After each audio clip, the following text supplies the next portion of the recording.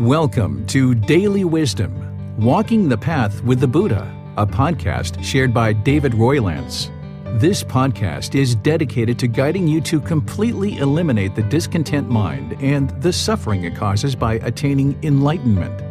Learn and practice the teachings of Gotama Buddha that will guide you to fully attain a peaceful, calm, serene, and content mind with joy. To support this podcast, visit patreon.com/support Buddha or visit buddhadailywisdom.com, where you will discover a full range of courses, retreats, and online learning resources to assist you on the path to enlightenment. Now, here's our teacher to share more.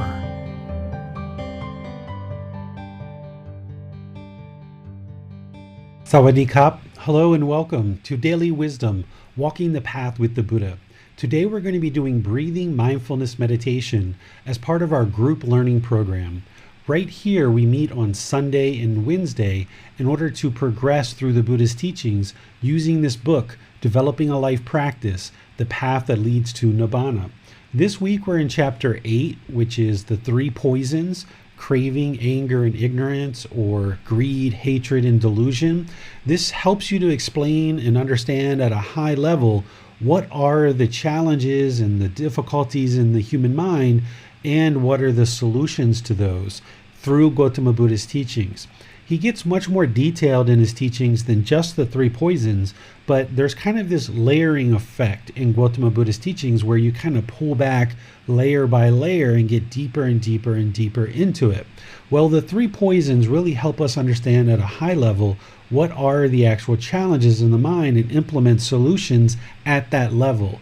Then the 10 fetters give us another level of detail, and there's unique solutions there for each one of those as well. So since we're studying the 3 poisons this week, and this is the first breathing mindfulness meditation session that we've had for a few months, I thought what I would do is just kind of recap this first poison that we talked about on Sunday and connect it to our breathing mindfulness meditation class that we're doing today so that you really truly understand why we're actually meditating. Because there's lots and lots of people who meditate in the world. But until you understand why you're meditating, what the goal of your meditation is, it would be really difficult to accomplish any kind of results. So by understanding what the problem is in the human mind and what you're trying to actually accomplish in meditation, understanding that why you're meditating, then you can actually actively work to accomplish the goals of meditation, and thus your meditation will be more productive. So I would like to thank you for being here to learn and practice Gotama Buddha's teachings. I'm going to go to some slides just to kind of help you to learn what it is that I'm sharing with you today. And as we progress in our talk, you're welcome to ask questions by putting your comments into Facebook, YouTube, or our Zoom virtual classroom so that you can get any answers that you have related to any questions based on the content that we're sharing. We have 3 moderators, Bassam, Manal, and James, who are looking at all these different platforms for any comments that you submit, and those questions will get asked during the class. And then for those of you in Zoom, you can electronically raise your hand and ask any questions or follow-up questions there as well. So let's talk about this first poison that we talked about on Sunday so that we can connect it to what we're doing in our meditation practice today. This primary problem that Gotama Buddha discovered with the mind is this craving or greed. We also call it desire, attachment, wants, expectations, grasping, holding. All of these words are being used to essentially talk about how the mind has certain objects of its affection and it's longing with a strong eagerness, wanting things to be a certain way. And the mind is essentially chasing after the objects of its affection, and it wants permanence. It craves what it wants, and it wants that particular thing. And the mind feels like if it just gets the objects of its affection, that somehow this external thing is going to create inner fulfillment or inner contentedness. So what we tend to do in our life is we just pursue and pursue and pursue the objects of our affection. And when we get what we want, we experience these pleasant feelings, happiness, excitement, and elation. But these are just temporary because they're based on some external condition. And once that condition is gone, then the mind no longer experiences those pleasant feelings, and it's running off to chase after the next object of its affection. And the mind just keeps doing this over and over and over. And if it gets the object of its affection, it feels these pleasant feelings for some period of time. But if it doesn't get what it wants, then it experiences these painful feelings of sadness, anger, frustration, irritation, annoyance, all these other feelings that invade the mind and create discontentedness. The mind is essentially discontent as long as it's chasing after these pleasant feelings, as long as it's experiencing these painful feelings, or these feelings that are neither painful nor pleasant. The mind's going to constantly be discontent because it can't just be inwardly satisfied or inwardly comfortable. It's always looking externally for some satisfaction. This is the burning desire, that unquenchable thirst that the mind has, where it just wants things and wants things and wants things. It's this mental longing with a strong eagerness, and you can use all these different words to describe it, whether it's craving, greed, desires, attachments, wants, expectations, grasping, or holding. An attachment isn't the actual physical object or the situation itself. It's how the mind longs for something. So oftentimes when people are learning Buddhist teachings, they look at the life of ordained practitioners and they think, okay, well, ordained practitioners give up their home, they give up their relationships, they give up their car or their motorbike, they give up their job or their career. That must be what it takes in order to attain enlightenment. But that's actually not true. The ordained practitioners are doing this because they're in a discipline that's kind of knocking down a lot of the opportunities for the mind to grasp onto things like relationships or personal possessions. But a household practitioner can still attain enlightenment if they deeply understand what Gotama Buddha was talking about. He didn't say that we all needed to get rid of our relationships or get rid of our personal possessions. What he's talking about in terms of what causes the discontent mind is this longing with a strong eagerness where the mind's lurching and trying to latch on to certain things. It's all happening in the mind. So it is possible to have relationships and have a career and have possessions, but just not allow the mind to hold on to them so tightly, because that would cause discontentedness. But you also can't just do things lackadaisical and lackluster either, because if you didn't apply any time or effort to your relationships or your career, that wouldn't produce the best results either. So you've got to find this middle way that the Buddha was talking about. And the middle way is to recognize that you have certain needs in your life and to fulfill those needs, but don't constantly be searching for your wants, and don't put expectations on yourself and don't put expectations on others expecting that they're going to fulfill the objects of your desire. Instead, notice that none of these external things are going to create inner contentedness. You need to go inward and train the mind to no longer latch on and long for certain things. This is why we use breathing mindfulness meditation, because during meditation and during your daily life, the mind is longing with a strong eagerness. It's wandering, it's roaming, it's trying to go somewhere else other than just be content with where it's at. When you're in meditation, the mind's going to want to go to the past, or it's going to want to go to the future, or it's going to have thoughts or ideas or perceptions that enter into the mind. And as it does, this takes the mind away from being in the present moment, just focused on the breath. So in meditation, specifically breathing mindfulness meditation, we're not working to eliminate these thoughts, although over time, the mind will become more quieted, it will become more still with less and less thoughts. but you won't actually completely eliminate all the thoughts in meditation. What you're actually doing in meditation is you're training the mind to stay in the present moment and eliminate this unwholesome root or this poison of craving where the mind is longing for something. So when the mind longs and it moves to the past, you cut it off, let it go, and bring the mind back to the breath. Or when it goes to the future, you cut it off, let it go, and bring it back to the breath. Or if any thoughts or ideas or perceptions come into the mind, you cut it off and let it go and bring it back to the breath. What you're doing is you're actively training the mind over multiple sessions to make it easier and easier for you to let go, to let go, to let go. So that then in daily life, when things are happening and you feel a little bit of frustration starting to arise based on you holding on to something too tightly, you can let it go because you've trained the mind in meditation.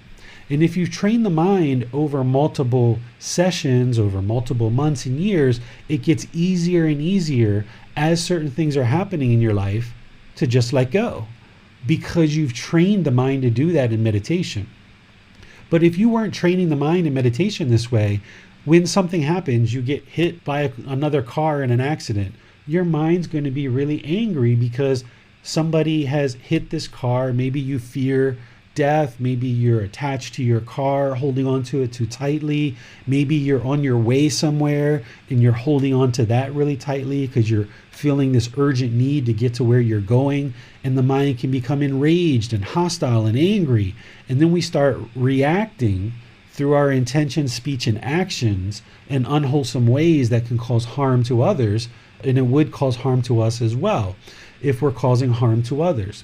So what you're doing in meditation is training the mind to let go, let go, let go, let go, and come back to the breath, come back to the breath, come back to the breath over and over and over again. So then in daily life, as you're aware of certain arising unwholesome feelings, you can let those go really easily. So the first goal of breathing mindfulness meditation is to eliminate this craving where the mind is longing for the objects of its affection. What you're also doing in breathing mindfulness meditation is you're training the mind to have mindfulness or awareness of mind. Because in daily life, if you weren't aware of the mind and the arising thoughts, how could you ever cut them off and let them go? So while you're in meditation, you're becoming aware of the breath and focusing on the breath. Then the mind becomes aware when it's not on the breath and it's having some erroneous thought. Then it's taking the active effort, right effort to cut that off and bring the mind back to the breath. And through this practice of doing this multiple times over months and years, the mind gets more and more trained to observe the arising unwholesome thought sooner and sooner. And it gets easier and easier to let go of those unwholesome thoughts sooner and sooner. And then eventually when you cut this craving back far enough and your awareness of mind becomes so well developed, eventually you get to the point where unwholesome thoughts, ideas, perceptions don't even arise at all. So you'll never feel the arising of anger whatsoever because it just doesn't come to the mind. You'll never experience any arising frustration or irritation or sadness or loneliness or boredom or guilt or shame or fear. But you have to develop this in meditation so that you become really aware of the thoughts, really aware of what's going on in the mind, really aware of these feelings as they arise, and then get better and better at cutting them off and letting them go. And as you do, and you cut this back sooner and sooner and sooner, in meditation, but also in daily life, then the mind essentially submits. It basically gets to the point gradually over time where the mind gets so tired of you constantly cutting it off that it's like, okay, I'm just going to sit here and be content. Because it knows every time it lurches for something, it gets cut off. Now, I would never train a dog like this, but I think you'll understand the analogy. If you had a dog pulling on a leash and you just kept yanking it back and yanking it back and yanking it back and yanking it back. Eventually, the dog would submit and it would lose its energy because it would realize every time it keeps pulling, it keeps getting yanked back and it keeps getting yanked back. And its neck would hurt, it would lose its energy, the muscles would become tired, and eventually it would just sit and walk next to you. Again, I would never train a dog that way, but you get the analogy that the mind essentially does the same thing. That through meditation and through daily life, as the mind longs and it has this craving, and you keep cutting it off and jerking it back to the breath, then eventually over time, the mind submits and says, all right, I'm just going to sit here and be content, because every time I try to get up and go somewhere, you keep pulling me back, and I don't like that. I'm just going to sit here and be content. I'm going to be comfortable. I'm going to be peaceful and just reside in the present moment. So that's what we're doing with breathing mindfulness meditation, to knock down this craving during our active, dedicated, purposeful training session. So then in daily life, you have this ability, this skill of awareness of mind to observe your feelings as they start to arise, and you have the skill and ability to cut those off sooner and sooner and sooner. The other aspect of our training here for eliminating and eradicating craving is to practice generosity by being generous to people with your time, your effort, your energy, your resources. By giving and sharing, you're training the mind to let go. Because what happens is the mind becomes very selfish and it wants to hold on to things very tightly. This is part of the craving. After there's craving, there's clinging, where the mind wants to hold on to things very tightly. By practicing generosity with your time, effort, energy, and resources, you end up letting go, and you train the mind to let go.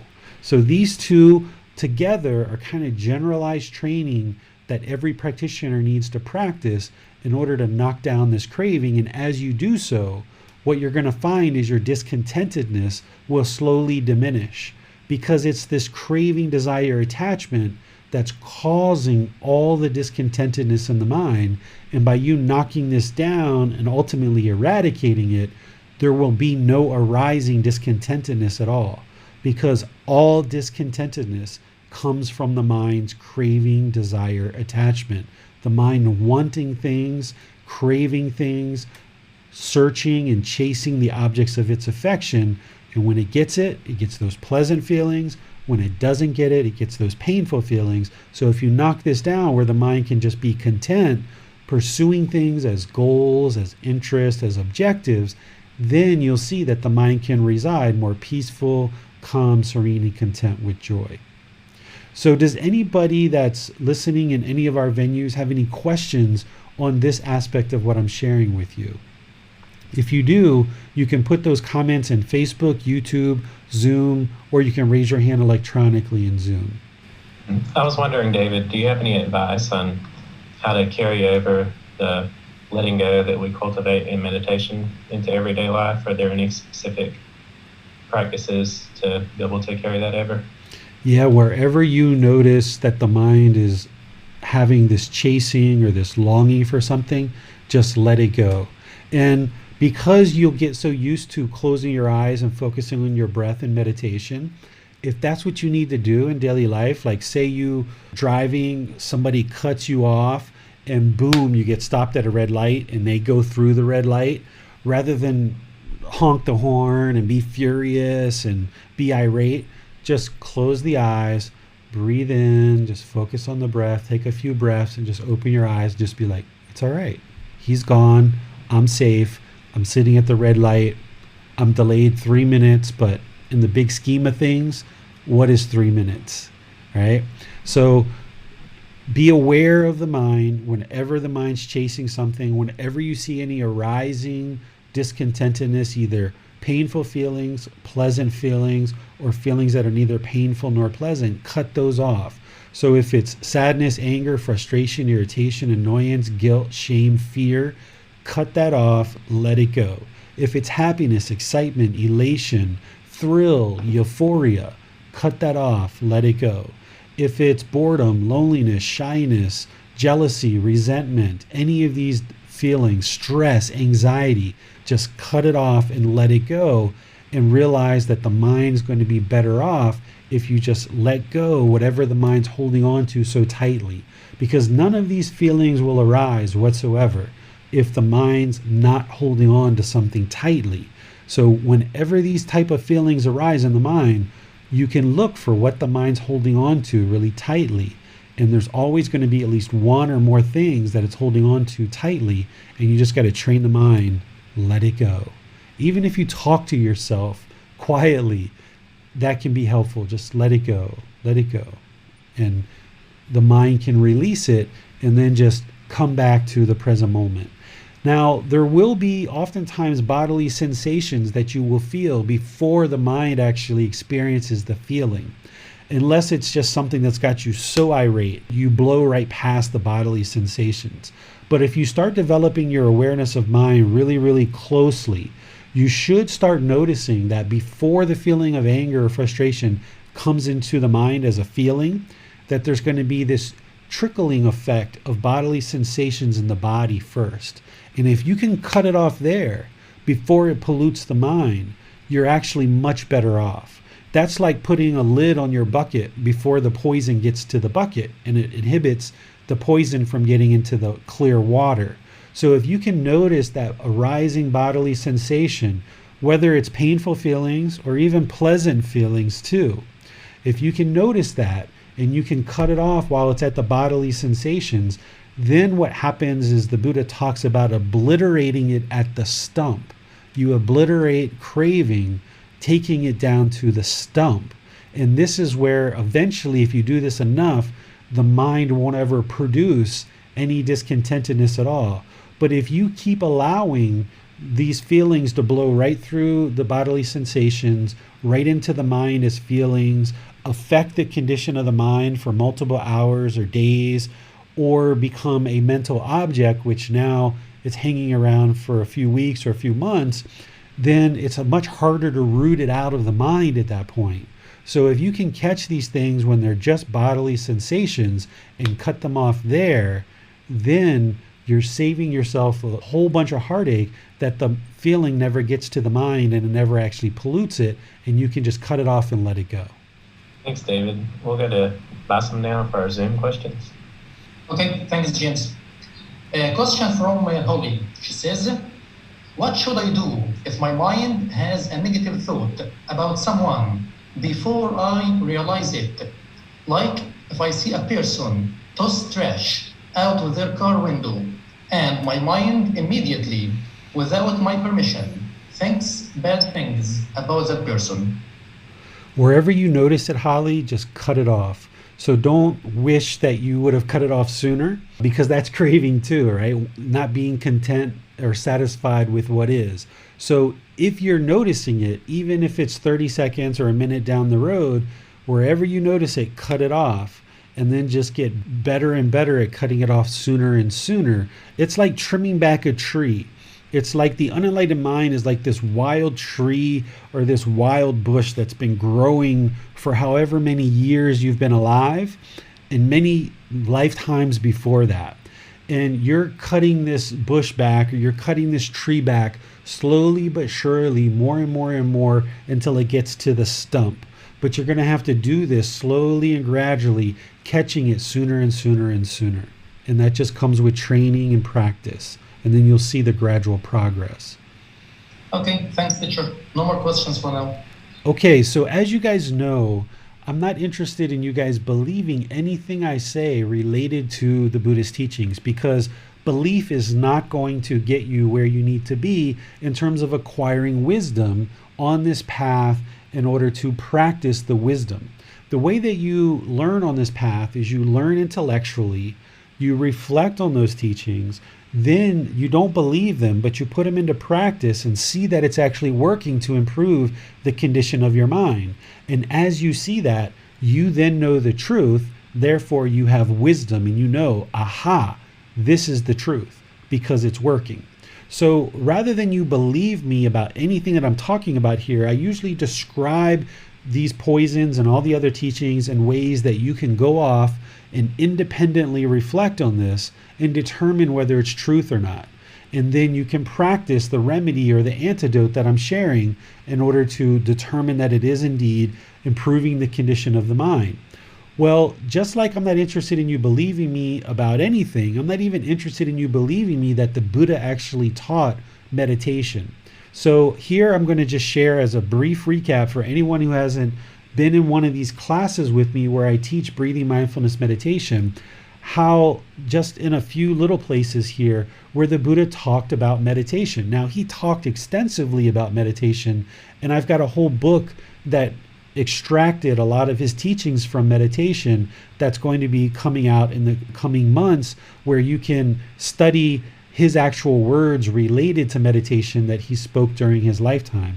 But these are some of those words for you so that you don't have to actually believe me or believe anyone else that the Buddha ever taught meditation, or that he even taught breathing mindfulness meditation and how important it is. So here are just a couple of little phrases for you to help you. Meditate, monks. Do not be negligent, lest you regret it later. This is my instruction to you. So here he's kind of urging his students, be sure to meditate. Don't be complacent, or else you're going to regret it later. Because as the mind becomes discontent and you're frustrated and you're irritated or you're sad or lonely or bored, you're going to regret it that you haven't been meditating. Or if we get all the way to the end of this life and we end up not being able to escape this cycle of rebirth, we're going to regret it later. So let's be sure that we meditate and train the mind and see the results for ourselves. No need to believe me, no need to believe the Buddha, but see it for yourself. He also shared, a pot without a stand is easy to tip over. The pot here is the mind. The stand is your meditation practice. So a mind without a meditation practice is easy to tip over, right? It's easy to shake up your mind. It's easy for you to become unhinged. It's easy for the mind to become uncalm and discontent. It's easy to tip over that mind if it doesn't have a meditation practice. So a pot without a stand is easy to tip over, right? So here, what today's class is about is helping you to develop that stand so it's wider and wider and wider, and then your mind won't get tipped over. It won't get shaken up. It won't get discontent because you've trained the mind.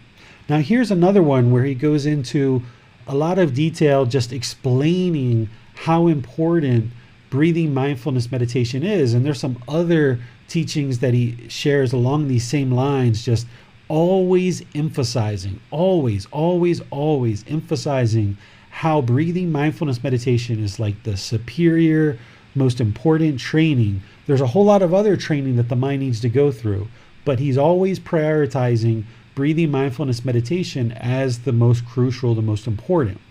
Here he says, monks, there is one thing that when developed and cultivated leads exclusively to liberation, to freedom from strong feelings, to elimination, to peace, to direct knowledge or experience, to enlightenment, to nibbana. What is that one thing? Breathing mindfulness meditation, or mindfulness of breathing, same thing. That is the one thing that when developed and cultivated leads exclusively to liberation, to freedom from strong feelings, to elimination, to peace, to direct knowledge or experience, to enlightenment, to nibbana. Now, when he's talking about to elimination here, he's talking about to elimination of discontentedness, right? So here he's highlighting for us exactly how important breathing mindfulness meditation is. So this is why it's a real cornerstone of this group learning program. We spent about 4 sessions at the very beginning of this program to help you guys get established with this. Now what I'm going to be doing is every other week for this month, we're going to be focused on breathing mindfulness meditation. So this week and 2 weeks from now, we're going to be doing breathing mindfulness meditation. Next week, we're going to be doing loving kindness meditation, which is to antidote that second poison of anger or hatred or ill will. So today is all about breathing mindfulness meditation, and we're going to do that together as a class where I'll guide you through how to actually meditate. And then in about 3 weeks or so, we're going to be in chapter 11. In chapter 11 on Sunday, about 3 weeks from now, we're going to be diving into meditation in depth, because chapter 11 in this book is all about meditation and developing your practice. So we're going to spend a whole hour and a half, 2 hours just exclusively talking about developing your meditation practice in about 3 weeks. So you're welcome to join that class on a Sunday. And in the meantime, these Wednesday classes to help build up your meditation practice. So is there anybody who has any questions on what the Buddha is teaching here in terms of the few passages that I collected to share with you guys related to meditation? We have a question from Fakir on YouTube. Can we do mindful meditation in all positions of the body, like sitting, laying, walking? Yes, there's 4 positions for breathing mindfulness meditation: seated, standing, lying, and walking. You can do breathing mindfulness meditation in all 4 of these positions. Loving kindness meditation is typically done in seated, standing, or lying positions. We don't usually do loving kindness in the walking position because the mind's focused on other things. But with breathing mindfulness meditation, you can do it in all 4 positions. Those are all the questions we have for now, David. Okay, so I'm going to go back to full screen so that I can help you guys to get started with your breathing mindfulness meditation. Today we're going to be using the seated position because that's typically how people learn, but if for some reason you can't sit, you're always welcome to stand or lie. You would like to get your lower body comfortable. So if you're seated on the floor, that probably means you're going to put some cushions under your rear. Get your rear up a little bit higher to take away the angle at your hips, your knees, and your ankles. Crossing your legs, that will help the circulation to flow. Your lower body should be comfortable, but not luxurious. If you're in a chair, you can just sit comfortably in a chair with your feet flat on the floor or crossed at your ankles. There's not just one specific way to meditate. That would be permanence, and that doesn't exist. So what you're looking for is to get the lower body comfortable, but not luxurious. Because if you make the lower body or any part of the body too comfortable, too luxurious, then it's going to end up disengaging the mind and it won't be attentive and alert. The definition of meditation is a dedicated, active, purposeful meditation session to eliminate certain unwholesome qualities in the mind or cultivate wholesome qualities in the mind. So we need the mind to be attentive and alert during our meditation. So by keeping the lower body comfortable but not luxurious, it will maintain the position of the body and allow the mind to be attentive and alert. Additionally, the spine should be nice and erect.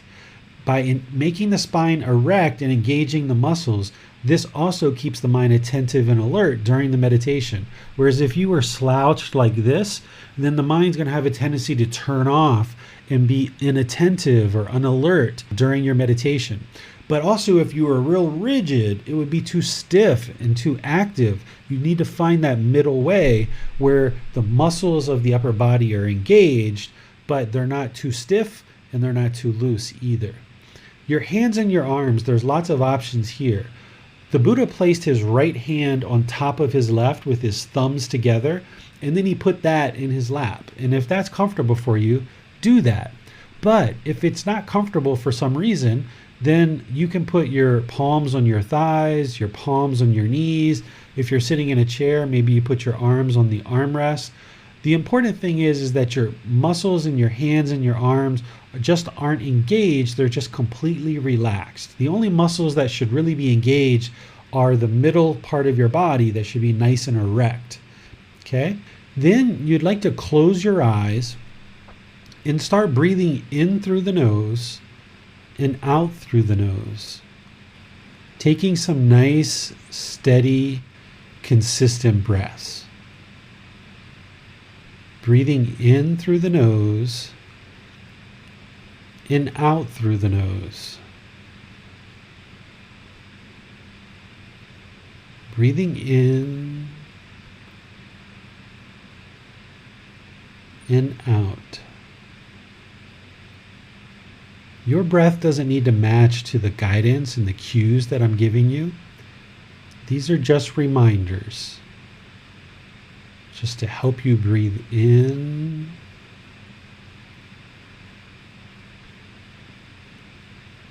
and out. Just start developing a nice natural breath. And once you feel like the breath is well established, start bringing the mind to the breath, the sound of the breath, or the sensation of the air moving into the nose. This is the present moment. Breathing in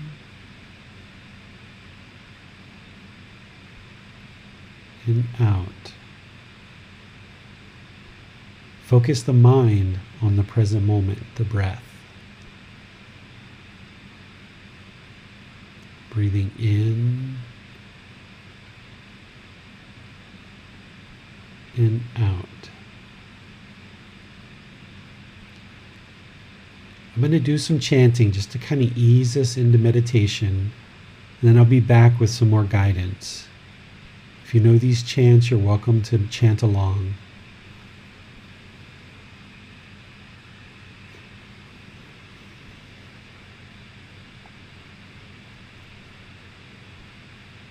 Arahang Samma Sambuddho Bhagava Bhutang Bhagavanang Abhivateyami Savakato Bhagavata Tammo Dhammang Namasami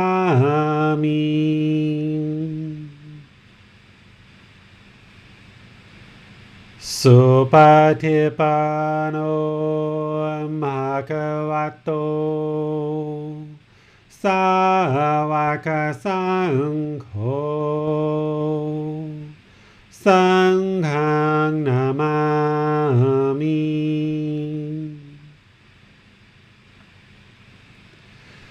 Namo Tassa Bhagavato Arahato Samma Sambuddhassa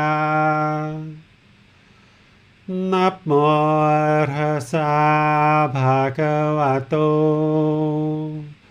Arahato Samma Sambuddhassa Namo Tassa Bhagavato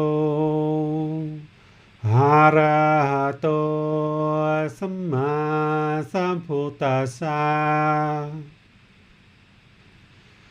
Iti piso Bhagava Arahang Samma Sambuddho Vicacaranang Samhono Sakhato Rokavitu Anutero Purisa Dhamma Sati Satatawa Manusanang Bhuto Bhagavati.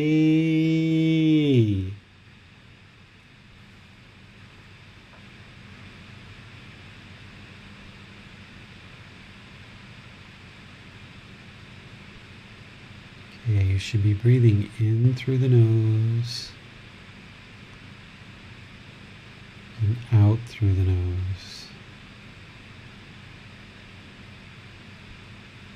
Just allowing the breath to come into the body, experiencing the full inhale and On the full exhale,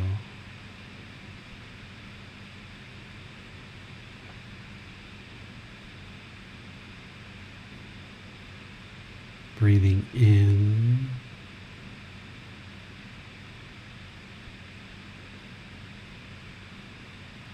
and out.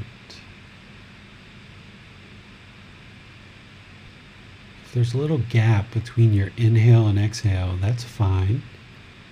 Just have that little bit of stillness there. Breathing in through the nose.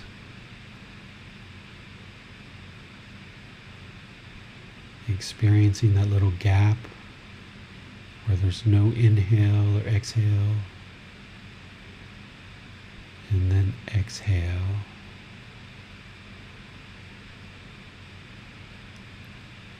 Experiencing that little gap. And then an inhale.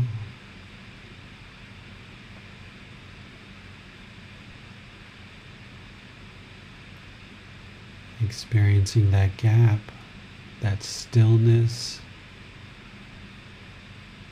And then the exhale.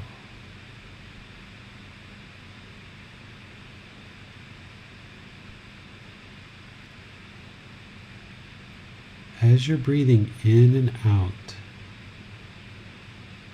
if the mind goes to the past or to the future, just cut that off, let it go, and bring the mind back to the breath.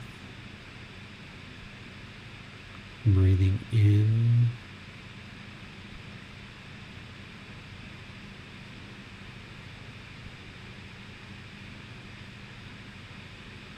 and out.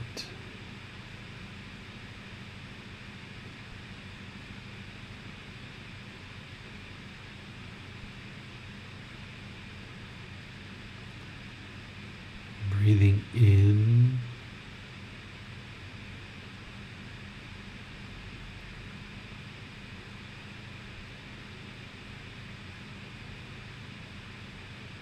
and out. Wherever there's thoughts, ideas, or perceptions, you haven't done anything wrong. That's just the mind wandering. But notice it sooner and sooner. Cut that off. Let it go. Bring the mind back to the breath, the present moment. Breathing in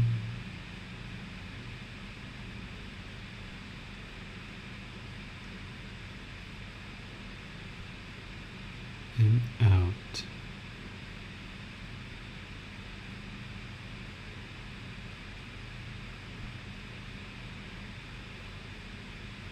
Breathing in and out. We're training the mind to be aware whenever it's not on the breath, whenever it's not in the present moment. And when the mind becomes aware of that, you're going to cut it off, let it go. Focus the mind back to the breath. Breathing in and out.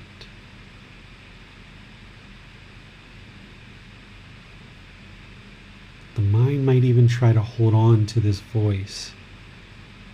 So I'm going to be quiet now and let you just work on observing any time the mind is not on the breath. Cut it off, let it go, and bring it back to the present moment, to the breath. You have nowhere to go. There's nothing to do. No one needs you right now. Just focus on the breath. Breathing in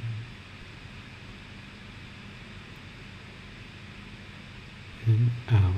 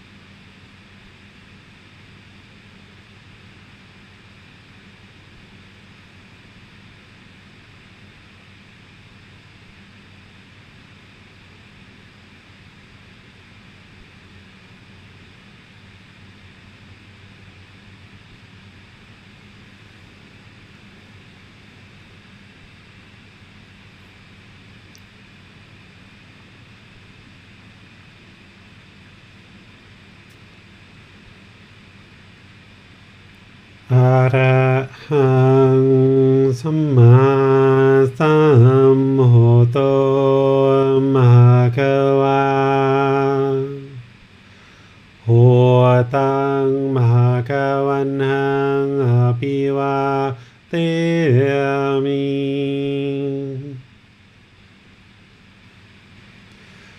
สวากขาโตมหะคะวัตตาธัมโมธัมมังนามาสามิ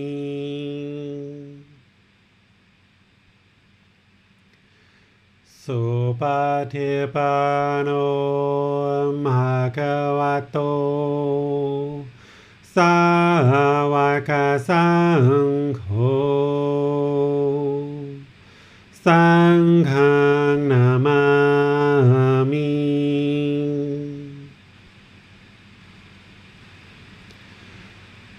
นะโมตัสสะภะคะวะโตอะระหะโตสัมมาสัมพุทธัสสะนะโมตัสสะภะคะวะโตอะระหะโตสัมมาสัมพุทธัสสะนะโมตัสสะภะคะวะโตอะระหะโตสัมมาสัมพุทธัสสะอิติปิโสภะคะวะอะระหังสัมมาสัมพุทโธวิจาจารณังสัมโหโนสัคขะโตโรกาวิตุอนุเตโรปุริสาธัมมาสติสัตตาตวามนุสนังพุทโธภควาติ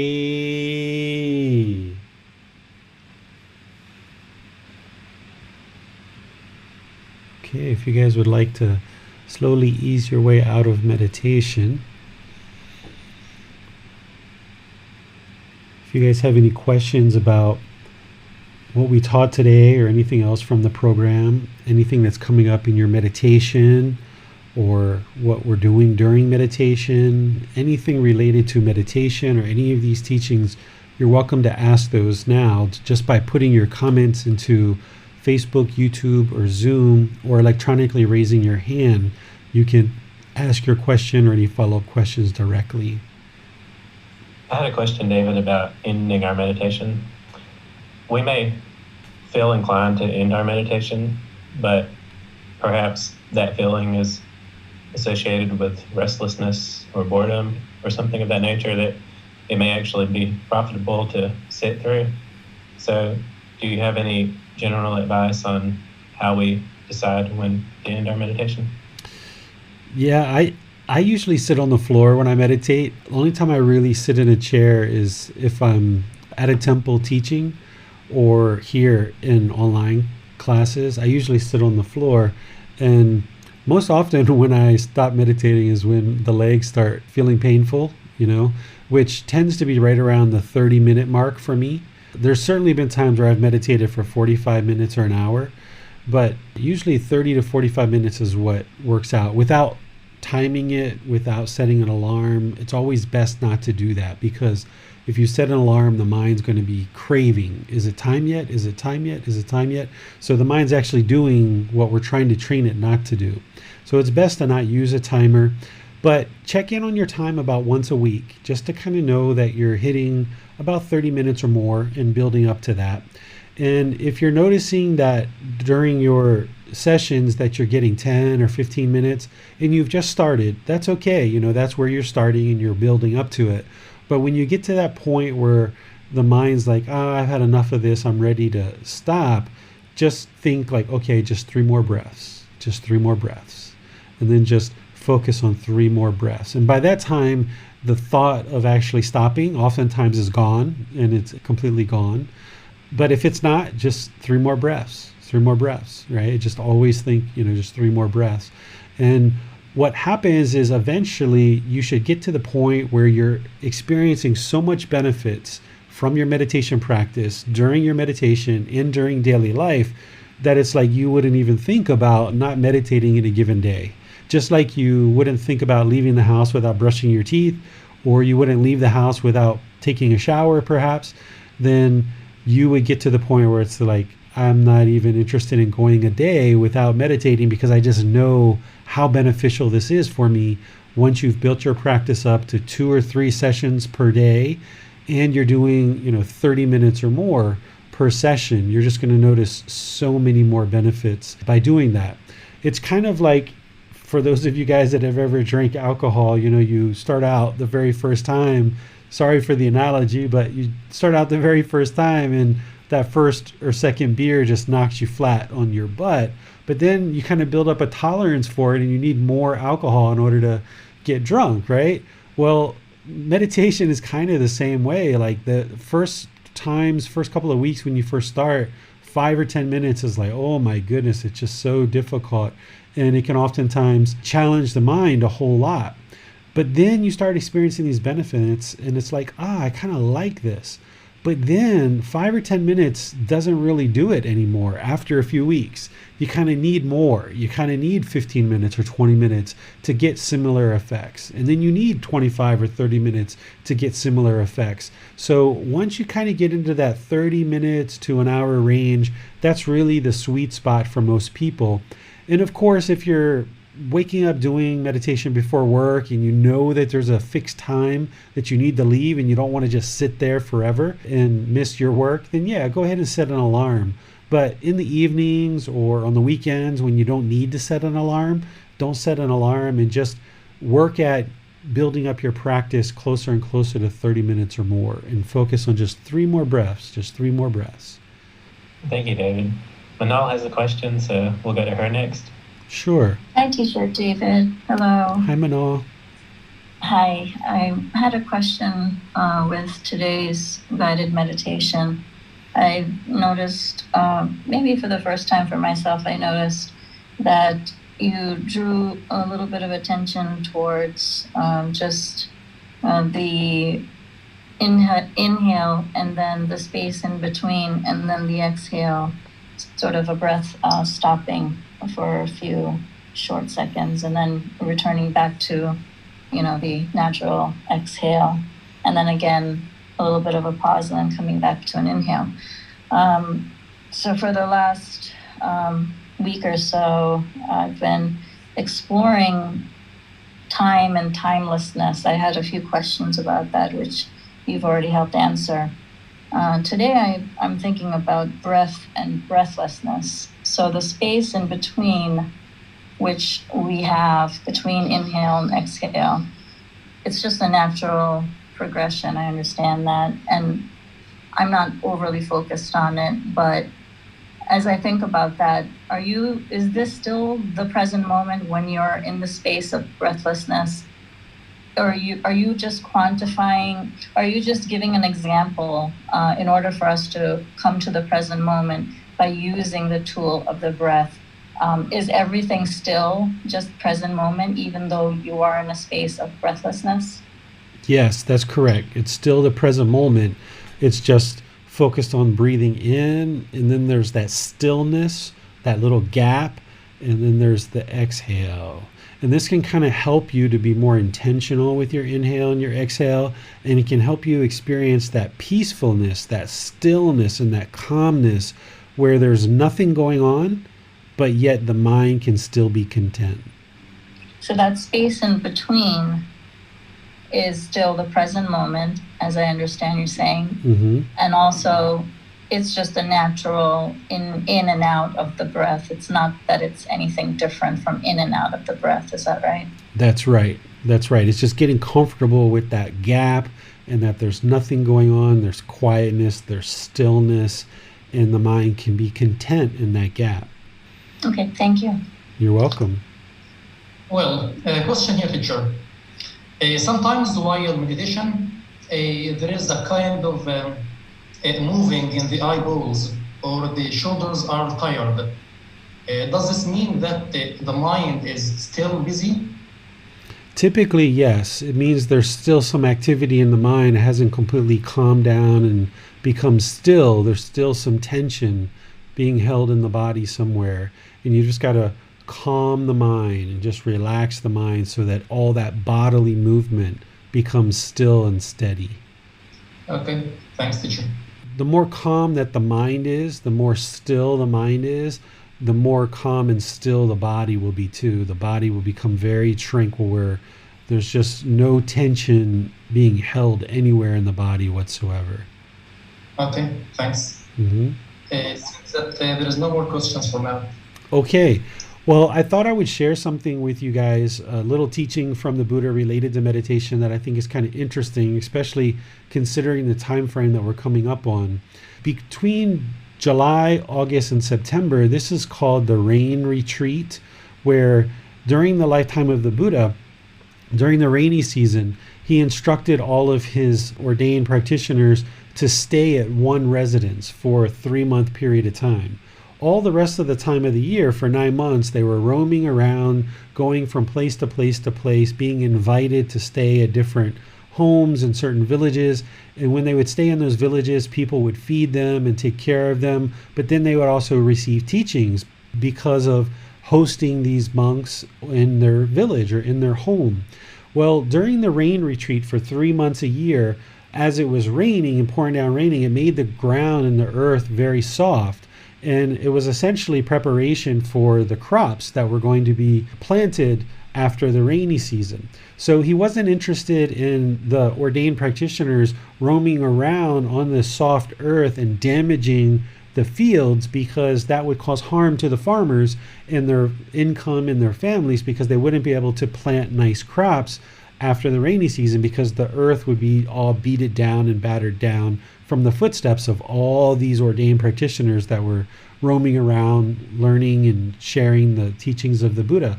So for 3 months, he instructed people to stay in one place and just stay in that place and focus on their own development of their own practice. And typically people would be in one particular village or out in the forest or some other place. And the Buddha has this famous teaching where at one particular rainy season, he says to one of his close students, he says, if anybody should ask you where I resided during the rainy season, tell them that I resided in breathing mindfulness meditation. That's where I resided. And I think that's, once again, just highlights how important he saw breathing mindfulness meditation, that he was kind of cluing his students into saying, hey, if anybody's curious where I am and where I've been residing during rain retreat, I've been in breathing mindfulness meditation. That's where I was. And you'll see this when you start exploring the Buddhist teachings, that he uses these kind of things to kind of help people understand how important meditation is, or how important it is to get rid of craving, anger, and ignorance. He'll use various ways of teaching that are very simple and very straightforward, and just any common person could understand it. You don't have to really dig into his teachings too much and try to interpret what he was saying, because he just said what he said, and it's just very clear and obvious for people to understand that. And then once you understand what he's teaching, you learn it, then you can reflect on it and actually practice it yourself and see the results. So that's what we're doing here on Sundays and Wednesdays, is sharing the teachings of the Buddha with you so that you can learn, reflect, and practice the teachings and see the truth for yourself. And one of the big topics that are connected to the Buddhist teachings and kind of almost common in our modern language these days is the natural law of kama, or some people call it karma, which is the Sanskrit version of this word. Well, on Sunday, the upcoming class, which is chapter 9, I'm going to be teaching what is kama and how does it affect you. Because oftentimes we really mystify and we think that the natural law of karma is very mysterious or mystical. Oftentimes people think it's about punishment and rewards, especially if you're coming from various traditions where those kind of things are being taught. But what I'm going to be doing on Sunday is really demystifying this whole topic of the natural law of karma and making it very simple and easy for people to understand so that you can see the truth for yourself. You should never believe in the natural law of karma. If anybody asks you if you believe in the natural law of karma, by the time you learn chapter 9 and by the time you reflect on that and practice the Buddhist teachings, you shouldn't believe the natural law of karma. You should know that it's truth with 100% certainty.